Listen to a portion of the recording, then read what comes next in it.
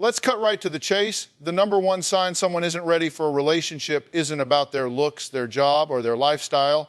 It's simple. If they can't take responsibility for themselves, they're not ready to be responsible for you. A relationship is not a rescue mission. If someone is constantly blaming others, dodging accountability, or waiting for someone else to fix their life, then no amount of love or effort will make that work. You can't build stability on excuses. And you don't need me to tell you, you've already felt this before. You give and give, they take and take, and when things fall apart, suddenly you are the problem. That's not partnership, that's babysitting. When it comes to relationships, people often look at all the wrong markers to decide whether someone is ready. They'll ask, do they have a good job? Are they attractive? Do we have chemistry? And while all of those things might matter in some capacity, none of them determine whether a person can actually sustain a healthy relationship. The real litmus test is personal responsibility. If someone doesn't have the ability or willingness to take ownership of their actions, their mistakes, and their choices, then they're not just unprepared for a relationship, they're a liability. Here's the truth that stings a little when a person avoids responsibility. They're telling you they don't have the maturity or the backbone to show up consistently. And without responsibility, every other quality they bring to the table gets diminished. Think about it, a good sense of humor, ambition, even chemistry, they all lose their shine if you constantly have to play the role of their safety net, their excuse maker, or worse, their scapegoat. Personal responsibility means a person has accepted that their life is a direct result of their own decisions. It doesn't mean they control everything, but it does mean they own how they respond to what life throws at them. Someone with responsibility says, yes, I messed that up. Here's how I'm going to fix it. Someone without it says, it wasn't my fault. You don't understand. Someone else caused this. Which of those two people do you think makes a better partner? The answer is obvious, but too often people ignore it because they want to believe potential outweighs reality. You've probably been in that situation before. You meet someone who sweeps you off your feet, who says all the right things, who makes you feel like this could be the start of something meaningful.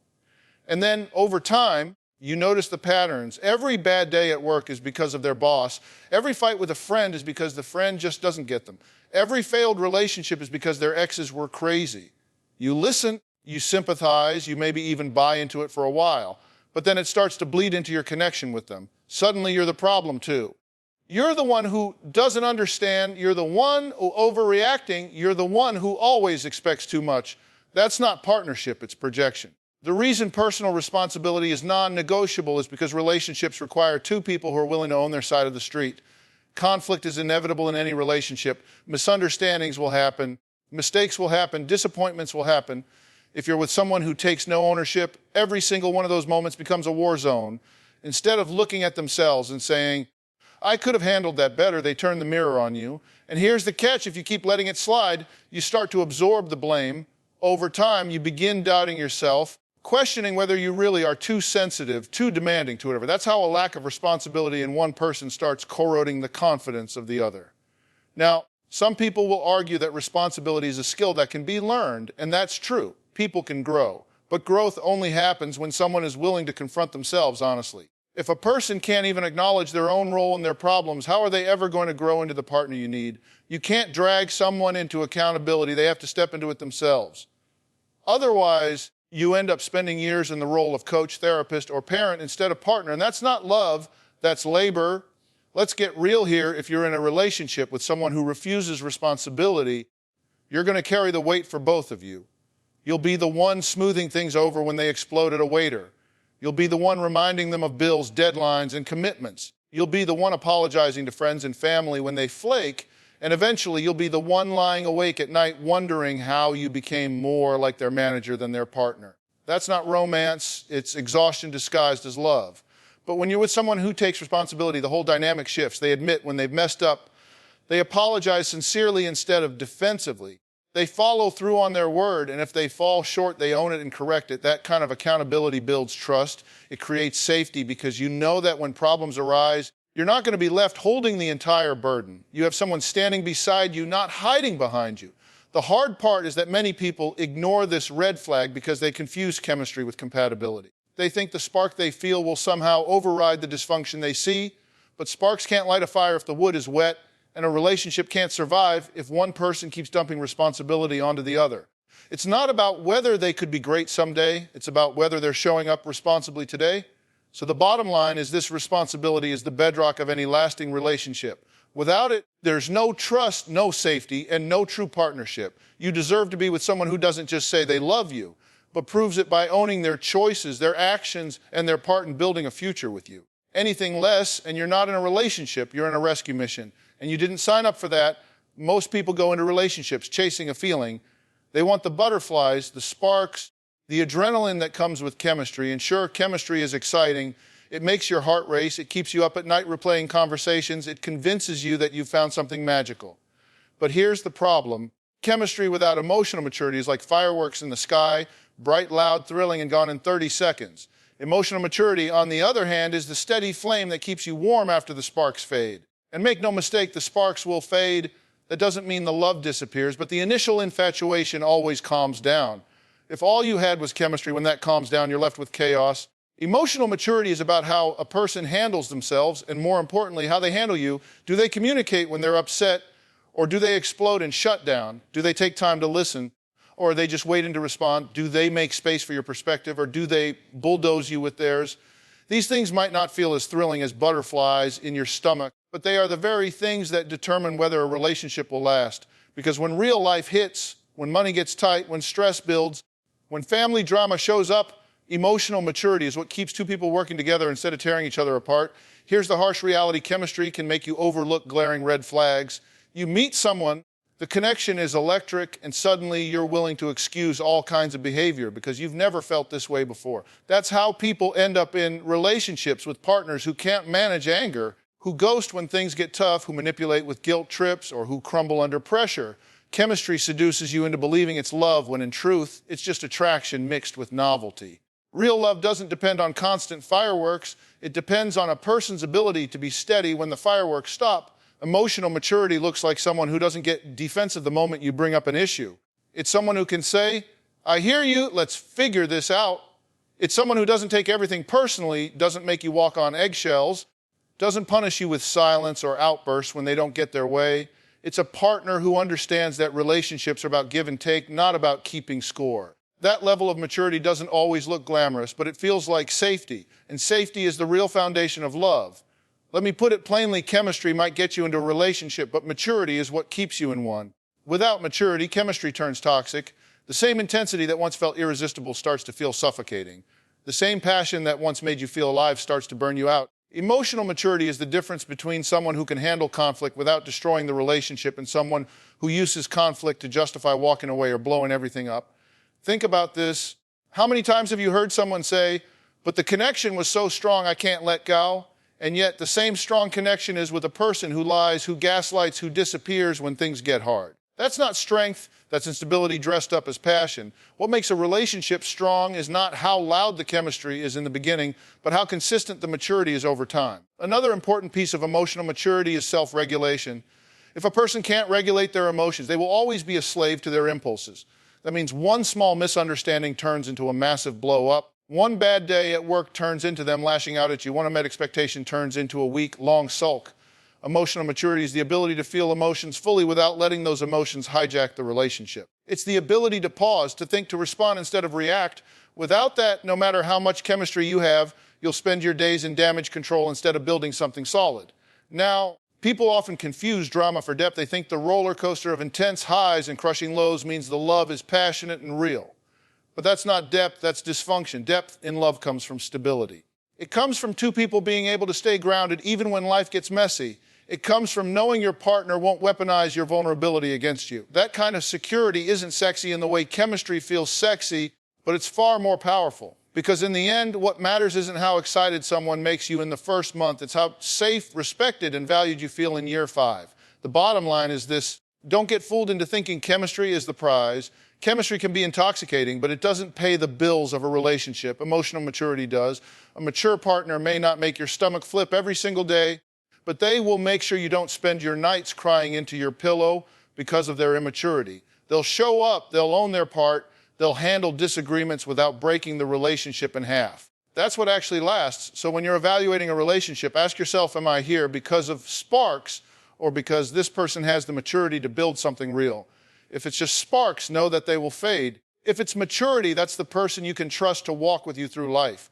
Chemistry might light the fire, but only maturity will keep it burning. When it comes to relationships, people often get swept away by big gestures, smooth promises, and emotional highs. Someone says all the right things, they pour on the charm, they make you feel like you're the center of the universe. For a while, it feels like you've struck gold. But then something happens. You start noticing cracks. The calls get less frequent. The promises start breaking. The actions don't match the words. And that's when you realize the truth. Consistency is the real measure of readiness. Anyone can show up once. Anyone can impress you for a season. But the person who shows up over and over, day after day, is the one who's actually ready for a relationship. Consistency is not about perfection. It doesn't mean your partner will never make mistakes or never disappoint you. It means that overall their behavior matches their words. If they say they're going to call, they call. If they say they want commitment, their actions reflect commitment. If they say you matter, they treat you like you matter. Readiness isn't about how loud someone talks about the future. It's about how quietly and consistently they live it out in the present. One of the biggest traps people fall into is confusing intensity for consistency. Intensity is those over the top moments, the whirlwind romance, the late night declarations of love, the sudden surge of attention. And while it feels amazing, intensity is unsustainable. It burns bright, then it fizzles. Consistency, on the other hand, may not feel as dazzling, but it builds trust. Trust isn't built in the grand moments. It's built in the ordinary ones. It's built when someone keeps showing up even when it's inconvenient, even when the mood isn't perfect, even when life is stressful. That's the kind of steady presence that makes you feel safe enough to relax into the relationship. The hard part is that a lot of people say what they think you want to hear. They'll tell you they're ready. They'll talk about marriage, family, the future. But words cost nothing. Consistency costs something. It costs time, energy, discipline, and follow through. That's why it's such a powerful filter. If someone's not truly ready, they won't be able to sustain consistent behavior. They'll start strong, but eventually their true level of readiness reveals itself in the patterns. And that's where you need to keep your eyes open, not on what they promise in one moment, but on what they repeat over many moments. If you want to know if someone's ready, don't measure their best day, measure their average day. Anyone can shine when conditions are perfect. Anyone can treat you right when they're trying to win you over. But how do they act when they're tired, stressed, or not in the mood? Do they still show up with respect? Do they still keep their word? Or do they drop the ball and expect you to excuse it because of how good they were yesterday?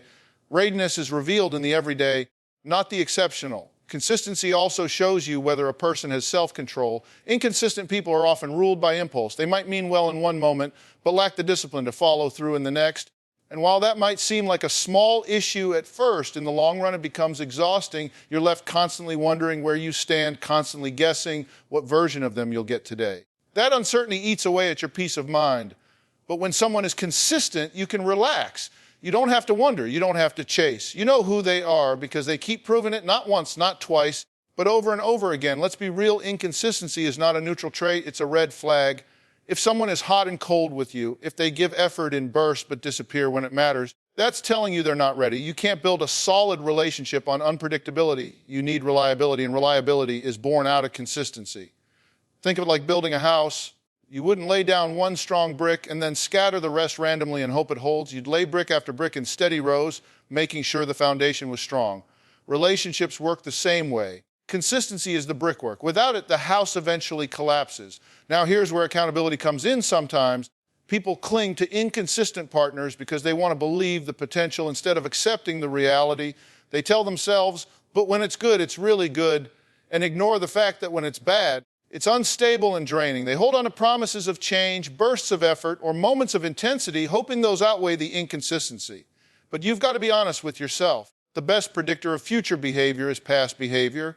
If someone has shown you a pattern of inconsistency, that's who they are until they prove otherwise consistently over time. So the bottom line is this: consistency is the clearest sign someone is truly ready to be in a relationship. Not how passionately they pursue you in the beginning, not how poetic their words sound, not how thrilling the chemistry feels.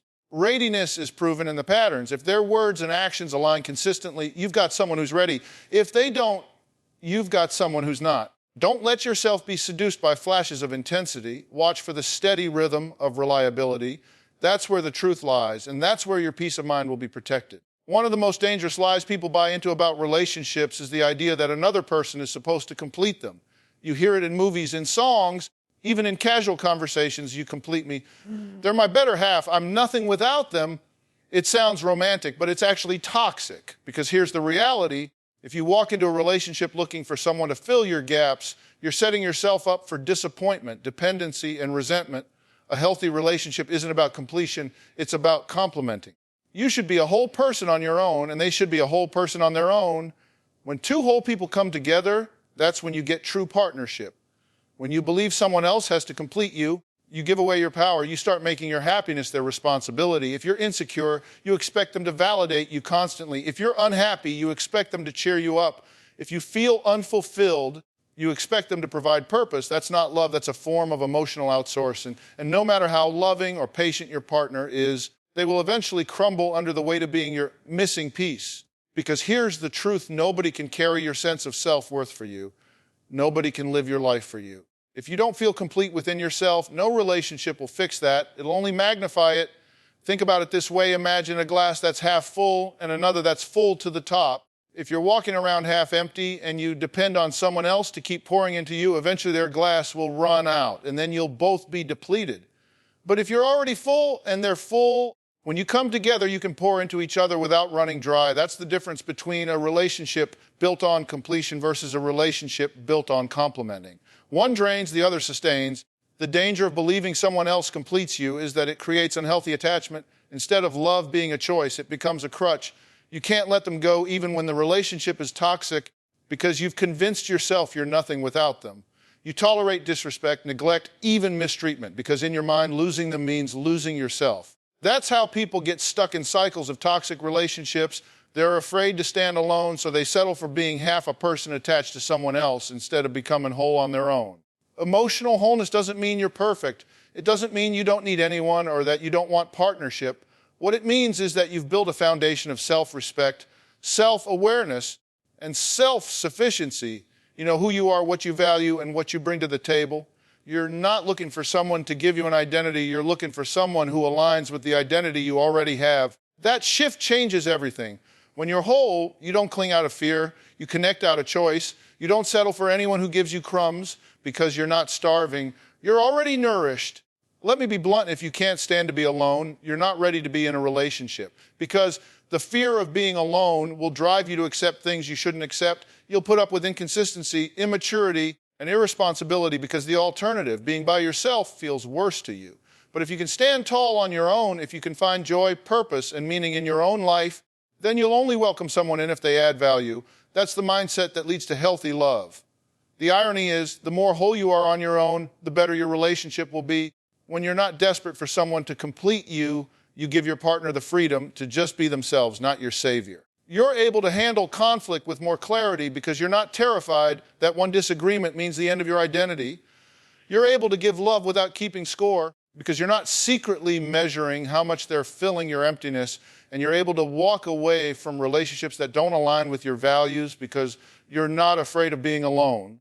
That kind of confidence is magnetic, and it actually attracts healthier partners. People sometimes say, "But I just want someone who makes me whole." The reality is, if you don't feel whole, that's your work to do. A partner can support you, encourage you, and walk alongside you, but they cannot do the work for you. That's your responsibility. You've got to build your own identity, your own confidence, your own sense of purpose. Because only when you bring a full self into a relationship can you build something strong. Two halves don't make a whole in love, they make a whole. And that whole just keeps swallowing up both people until there's nothing left. So here's the straight talk: a relationship is not a repair shop for your brokenness.